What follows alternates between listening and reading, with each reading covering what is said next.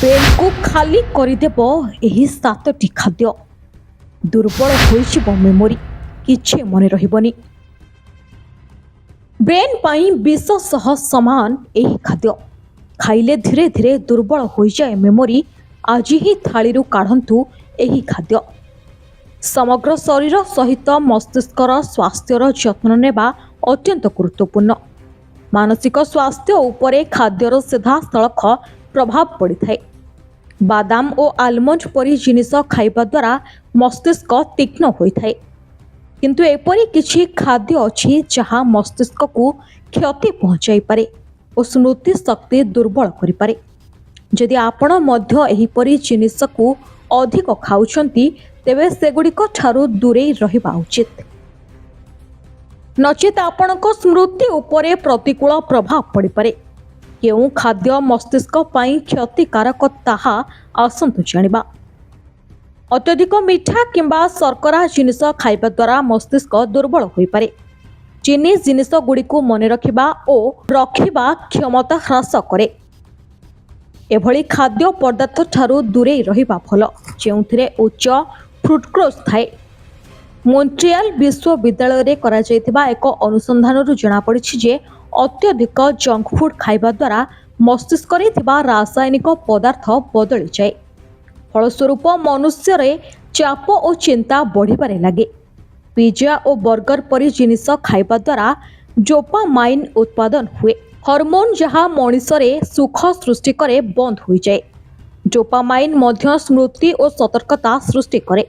କିନ୍ତୁ ଯଦି ଏହାର ପରିମାଣ କମିଯାଏ, ତେବେ ମସ୍ତିଷ୍କ ମଧ୍ୟ ଦୁର୍ବଳ ହେବାକୁ ଲାଗେ। ପ୍ରତିଦିନ ଫ୍ରାଏଡ୍ ଖାଦ୍ୟ ଖାଇବା ଖରାପ ହେବ। ବିଶେଷ କରି ବାହାରେ ଫ୍ରାଏଡ୍ ଖାଦ୍ୟ ଖାଇବା ଦ୍ୱାରା ରାସାୟନିକ ପଦାର୍ଥ, ରଙ୍ଗ, କୃତ୍ରିମ ସ୍ୱାଦ ଓ ସଂରକ୍ଷଣକାରୀ ରହିଥାଏ, ଯାହା ଶିଶୁ ଓ ଯୁବକମାନଙ୍କ ମଧ୍ୟରେ ହାଇପର ଆକ୍ଟିଭିଟି ସୃଷ୍ଟି କରିଥାଏ। ଏହି କାରଣରୁ ସ୍ୱଭାବରେ ଖରାପ ପରିବର୍ତ୍ତନ ଘଟେ। ସେହିପରି ଜିନିଷଗୁଡ଼ିକୁ ଧୀରେ ଧୀରେ ମସ୍ତିଷ୍କର ସ୍ନାୟୁ କୋଷଗୁଡ଼ିକୁ ନଷ୍ଟ କରିଦିଏ। ମଦ୍ୟପାନ ଫୁସ୍ଫୁସ୍କୁ କ୍ଷତି ପହଞ୍ଚାଇପାରେ, କିନ୍ତୁ ଏହା ମସ୍ତିଷ୍କ ପାଇଁ ମଧ୍ୟ କ୍ଷତିକାରକ। ଏହାକୁ ପିଇବା ପରେ ମନ ସ୍ଥିର ରହେ ନାହିଁ, କିଛି ମନେ ରୁହେ ନାହିଁ ଏବଂ ସ୍ପଷ୍ଟ ଭାବରେ ଚିନ୍ତା ମଧ୍ୟ କରିହୁଏ ନାହିଁ। ଏହା ଅତ୍ୟଧିକ ପିଇଲେ ବିପଜ୍ଜନକ ହୋଇପାରେ। ଆର୍ଟିଫିସିଆଲ ମିଠାକୁ ମଧ୍ୟ ଏଡ଼ାଇବା ଉଚିତ। ଓଜନ ହ୍ରାସ କରିବାକୁ ଲୋକମାନେ ପ୍ରାୟତଃ ପ୍ରକୃତ ଚିନି ବଦଳରେ ମିଠା ବ୍ୟବହାର କରନ୍ତି। ଏହା ସତ୍ୟ ଯେ ଏଥିରେ ଚିନି ଅପେକ୍ଷା କମ୍ କ୍ୟାଲୋରି ଥାଏ, କିନ୍ତୁ ଏହାକୁ ଦୀର୍ଘ ସମୟ ପର୍ଯ୍ୟନ୍ତ ଖାଇବା ଦ୍ୱାରା ମସ୍ତିଷ୍କର କ୍ଷତି ମଧ୍ୟ ହୋଇପାରେ। ତମାଖୁ ଏବଂ ସିଗାରେଟରେ ନିକୋଟିନ୍ ଥାଏ ଏବଂ ଏହାର ବ୍ୟବହାର ରକ୍ତ ମସ୍ତିଷ୍କକୁ ପହଞ୍ଚାଇବାକୁ ଦେଇନଥାଏ। ନିକୋଟିନ୍ ଅକାଳ ବୃଦ୍ଧାବସ୍ଥା ସୃଷ୍ଟି କରେ, କର୍କଟ ରୋଗର ଆଶଙ୍କା ବଢ଼ାଇଥାଏ। ଏହା ନ୍ୟୁରୋଟ୍ରାନ୍ସମିଟର ଗଠନ ପ୍ରକ୍ରିୟାକୁ ପ୍ରଭାବିତ କରିଥାଏ, କାରଣ ଏହା ମସ୍ତିଷ୍କର ଛୋଟ ରକ୍ତବାହୀକୁ ଟାଣ କରିଥାଏ, ଯାହା ମସ୍ତିଷ୍କର କାର୍ଯ୍ୟ ପାଇଁ ଦାୟୀ ଅଟେ। ଏହି କାରଣରୁ ମସ୍ତିଷ୍କ ସଠିକ୍ ଭାବରେ କାର୍ଯ୍ୟ କରିବାକୁ ସକ୍ଷମ ନୁହେଁ। ଅତ୍ୟଧିକ ଲୁଣିଆ ଖାଦ୍ୟ ଖାଇବା ଚିନ୍ତା କରିବାର କ୍ଷମତାକୁ ଦୁର୍ବଳ କରିଥାଏ।